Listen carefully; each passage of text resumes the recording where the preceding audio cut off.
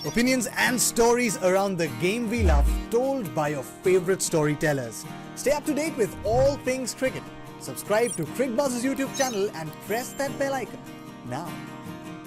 कल पहला मुकाबला खेला जाएगा एसआरएच और चेन्नई सुपर किंग्स के बीच। मैच नंबर 17 डीवाई पाटिल इस आईपीएल में 4 टाइटल्स जीत चुके चेन्नई का सामना सनराइजर्स हैदराबाद से। अब की पहले किसकी बात करें सर? आप चुनिए, उनकी बातें करेंगे। चेन्नई की तरफ चलो यार, चेन्नई की तरफ। चैंपियन तो चेन्नई थी। बिल्कुल, चेन्नई चैंपियन टीम है, लेकिन धोनी और ड्वेन ब्रावो के अलावा मामला फिट बैठा नहीं है। ऋतुराज गायकवाड़ जो पिछले सीजन के ऑरेंज कैप विनर थे, हालांकि लास्ट ईयर भी ऐसी शुरुआत उन्होंने की थी, लेकिन बाद में कवर अप किया था। काफी गड़बड़ है सर चेन्नई में। देखिए, चेन्नई तकलीफ से गुजर रही है, इसमें कोई डाउट नहीं। और ऋतुराज गायकवाड़ एक बड़े की प्लेयर थे उनके लिए। उन्होंने ही टर्न अराउंड किया था, क्योंकि एक आध साल पहले भी ऐसा साल था, लेकिन जब उन्होंने रन बनाने शुरू किए, क्योंकि बाकी के जो है ना, MS धोनी हो, रविंद्र हो बीच में, या राइडू, वो एंड का काम उनके इतना पक्का है उनका सिस्टम कि वो संभाल लेते हैं। लेकिन वहां तक 14वें ओवर तक जो गेम जानी है ना, वो नहीं जा पा रही। एक वो तकलीफ है। दूसरी सबसे बड़ी तकलीफ गेंदबाजी थी। आई थिंक जो लास्ट मैच में खिलाई है ना टीम, उसमें उनके 3 एंड के स्लॉग ओवर्स उन्होंने पक्के कर लिए हैं, लेकिन आगे उसमें भी पहले 8 ओवर उनकी तकलीफ है। मैं उस तरह से देखता हूँ इस टीम को। ये स्क्वाड है विरूपा, बदलाव की संभावना एडम मिलने को लाने के बारे में सोच सकते हैं। सैंटनर पहले भी खेल चुके हैं, लेकिन इस लाइनअप में प्रॉब्लम ये है कि सर टॉप ऑर्डर रन नहीं बना रहा है, और इसीलिए गेंदबाजों के पास ज्यादा कुछ बचता नहीं है करने के लिए। सर अगर और कोई देखे तो टॉप ऑर्डर मुझे नजर भी नहीं आ रहा कि कौन और ऐसा खिलाड़ी जो टॉप ऑर्डर में खेल सकता है। तो मेरे ख्याल से टॉप ऑर्डर बदलेगा नहीं, यही टॉप ऑर्डर रहेगा। बट ये है कि इन टॉप ऑर्डर को ये बोले कि भाई आप अपना समय ले लें, रन बनाने शुरू करें। लंबा टूर्नामेंट, अभी 3 मैच हुए, ज़रूर अंक नहीं मिले हमें, लेकिन अगर आप रन बनाएंगे, और बाकी के अभी 11 मैच और हैं, 11 में अगर 8 या 9 मैच में उन्होंने रन बना दिए, तो स्टार्ट अच्छा दे दिए, तो फिर ये ख़त्म अच्छा कर देंगे। और मुझे एक लगता है कि चेन्नई में वापस मेरे ख्याल से MS धोनी को कप्तान बनाना पड़ेगा, क्योंकि जो लक फैक्टर था वो बहुत स्ट्रॉन्ग था MS धोनी का, टॉस जीतने का और मैच जीतने का। बड़ा स्टेटमेंट हो गया ये तो। नहीं, मैं फैक्ट है। रविंद्र जडेजा, आप जो मर्जी बोले, फ्यूचर कैप्टन हो, जब MS धोनी छोड़ेंगे तभी उन्हें कैप्टनसी दें। वो खेल रहे थे, उन्हें ही कैप्टनसी करनी चाहिए। ये बहुत बड़ा लक फैक्टर है। जब वो सिक्का उछालते हैं तब जीतते हैं, जब वो मांगते हैं तब जीतते हैं। तो अगर 14 में 8 बारी टॉस जीत गए तो चांसेस हैं 8 मैच जीतने के। अगर 14 में 10 टॉस हार गए तो 10 मैच हारने के पूरे चांसेस भी हैं। ठीक, वैसे जाडेजा के लिए ये जो मैच होगा, ये 150वां मैच होगा चेन्नई सुपर किंग्स के लिए। तो हो सकता है कि ये जो आंकड़ा है उनके लिए थोड़ी सी किस्मत लेकर आए, लेकिन चाहर को खोना, ये हर मैच की ये कहानी है कि चाहर नहीं है, ये बहाना नहीं, ये हकीकत है कि उनके जाने से बहुत बड़ा एक जो बॉलिंग की स्ट्रेंथ थी वो कम आधी हो चुकी है ऑलमोस्ट। और वो भी शुरू में ना, क्योंकि और प्रॉब्लम ही वही हो रही है, आपको शुरुआत में वो दे नहीं पा रहे। चेन्नई वैसे भी एक ऐसी टीम थी ना, हर एक का अपना रोल इतना फिट था कि वो अपने आप चलती थी गाड़ी, अब शुरुआत में बल्लेबाजी में इंजन नहीं चल रहा, और गेंदबाजी में इंजन राहुल चहर जो है वो मिस कर रहे हैं, तो वहां पे विकेट्स नहीं मिल रही, तो गेम कंट्रोल ही नहीं पा रही। दीपक चहर, माफी चाहता हूँ, दीपक चहर। कोई नहीं, भाई नहीं, भाई तो दोनों हैं, लेकिन दोनों अलग टीम से खेल रहे हैं। एक पंजाब से खेल रहे हैं, एक चेन्नई से खेल रहे हैं। क्या फिलहाल तो वो बेचारे नहीं, ये कह रहे हैं हम आपस में भाई हम तो है ही सर। हम तो गुजराती भाई हो गए ना, अब तो उन्होंने पकड़ लिया ना, इमोशनल टच पकड़ा हुआ है। बिल्कुल सर, यहाँ पर इमोशन ही चलता है। नहीं, बट ये जब चेन्नई मैच खेलेगी तब तक दीपक चहर की बात होगी, क्योंकि एक तो सबसे महंगे खिलाड़ी है चेन्नई के लिए, ऊपर से बैटिंग और बॉलिंग दोनों करते हैं। भारत के लिए भी करके दिखाया उन्होंने, चेन्नई के लिए भी करके दिखाया है, तो वो दोनों जगह मिस होंगे। वो बैटिंग में भी मिस होंगे और गेंदबाजी में तो होंगे, क्योंकि पावर प्ले में जो 3 ओवर डालते थे उसमें 1 या 2 विकेट लेके देते थे, जैसे उमेश यादव KKR के लिए करते हैं, वैसे ही वो चेन्नई के लिए करते थे। तो अभी वो लैकिंग है, एक टॉप ऑर्डर रन नहीं बना रहा है, एक टॉप ऑर्डर विकेट भी नहीं ले रहा है। तो अगर रन बनाते हैं तो 130, 35, 150 तक जाते हैं। अगर चेज करने होते तो वो हो नहीं पाते, पहले खेलते तो इतने रन बना रहे हैं। तो किसी एक डिपार्टमेंट को तो अच्छा करना पड़ेगा ना, या तो नई बॉल से गेंदबाजी अच्छी करे या नई बॉल से बल्लेबाजी अच्छी करे, तब शायद चेन्नई का उद्धार हो।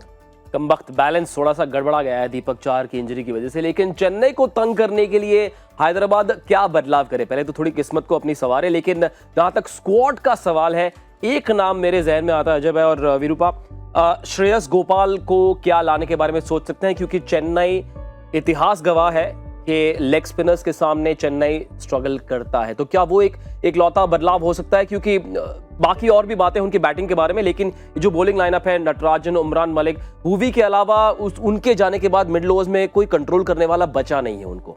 इनको आदत थी राशिद खान की, तो वो उसका मुकाबला तो कर नहीं पाएंगे श्रेयस गोपाल। एक आप जरूर एक स्पिन ऐड कर सकते हैं, लेकिन अभी तक जितने मैचेस हुए हैं ना, बहुत कम स्पिनर्स हैं जो कोई बहुत बड़ा रोल प्ले कर रहे हैं। ऐसा कोई कंडीशंस का साथ नहीं दे रही।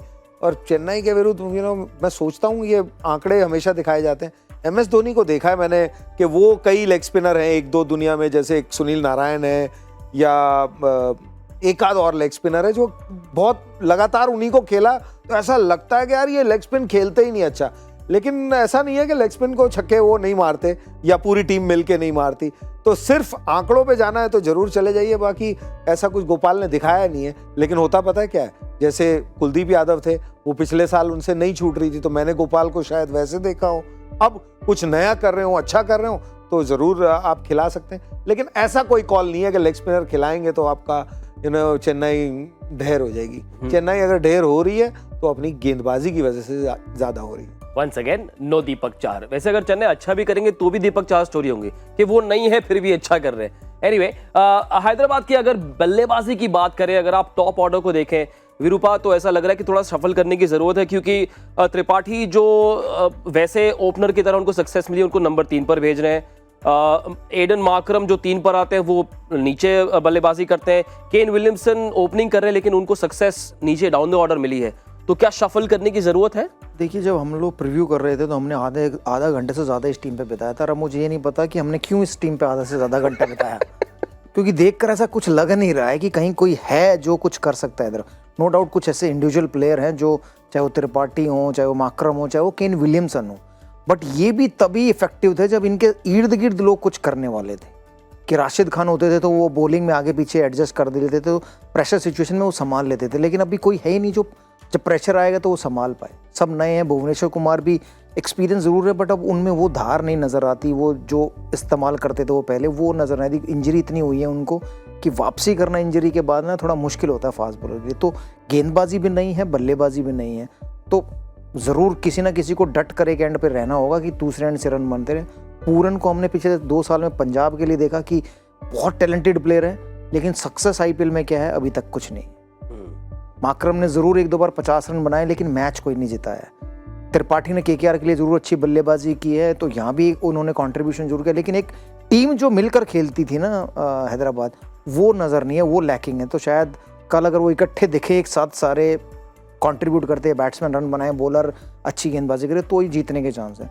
पर एक चीज़ तो अच्छी है ना, कल किसी का तो खाता खुलेगा, या तो चेन्नई का या हैदराबाद। कोई ना कोई तो मुस्कुराएगा जी, वही तो हम चाहते हैं। और हो सकता है कि केन विलियमसन शायद कुछ ऐसा कर जाए, उनकी बैटिंग ऑर्डर कुछ कर जाए। अभिषेक शर्मा शायद, जो अब तक पिछले 1-2 दिन में जो इंडियन प्लेयर्स अच्छा कर रहे हैं, उससे थोड़ी सी इंस्पिरेशन या कॉन्फिडेंस को मिले। लेकिन ये मुकाबला दोनों टीमें हार रही है, फिर भी आप दोनों के लिए 1 player to watch out for, तो बहुत बड़ा फर्क ला सकता है इस मैच में, बहुत बड़ा फर्क ला सकता है। आई थिंक मोइन अली मेरे लिए बहुत बड़े की हैं चेन्नई के लिए। जिस तरह से वो गेंदबाजी भी हो या बल्लेबाजी हो, 3 नंबर पे खेलते हैं, तो वो टर्न अराउंड की जो इंतजार कर रहे हैं, आई थिंक मोइन अली मेरे लिए की है। सिर्फ 4 ओवर उनसे पूरे कराए तो कई बार नहीं कराते उनसे। वो वही कह रहा हूँ ना, गेंदबाजी में भी कर सकते हैं और बल्लेबाजी में ज़्यादा की है, क्योंकि वो एक जिस पेस पे खेलते हैं, जिस अंदाज से खेलते हैं, उनके इर्द गिर्द फिर बाकी सब संभाल लेते हैं अपना काम। वो टीम बहुत अनुभवी है। बल्लेबाजी में मुझे एक्चुअली फिक्र नहीं है, लेकिन फिर भी मैं की कह रहा हूँ। लेकिन गेंदबाजी में ही है फिक्र, क्योंकि जो स्पिन नहीं हो रही ना गेंद, तो मोइन अली बाहर हो गए गेम से। कप्तान साहब खुद रियल एस्टेट उनके लिए बड़ी इंपॉर्टेंट होती है, कैसे गेंद चलेगी यहाँ, तो वो 2 गेंदबाजी से बिल्कुल बाहर हो जाते हैं। और तीनों जो गेंदबाज खिला रहे हैं, चाहे ब्रावो हो, चाहे जॉर्डन हो, चाहे प्रिटोरियस, तो वो तीनों ऐसे हैं कि वो एंड वाले हैं ना, स्लोअर 1 गेम में, तो वो 10-12 ओवर के बाद की गेम में वो बहुत इम्पैक्ट करते हैं। लेकिन गेम आगे से ही आपके हाथ नहीं आ रही ना, फिर आ गया चेहर होता ना, तो स्टार्ट में अच्छा काम होता, तो वो स्टार्ट नहीं मिल पा रहा उनको गेंदबाजी में।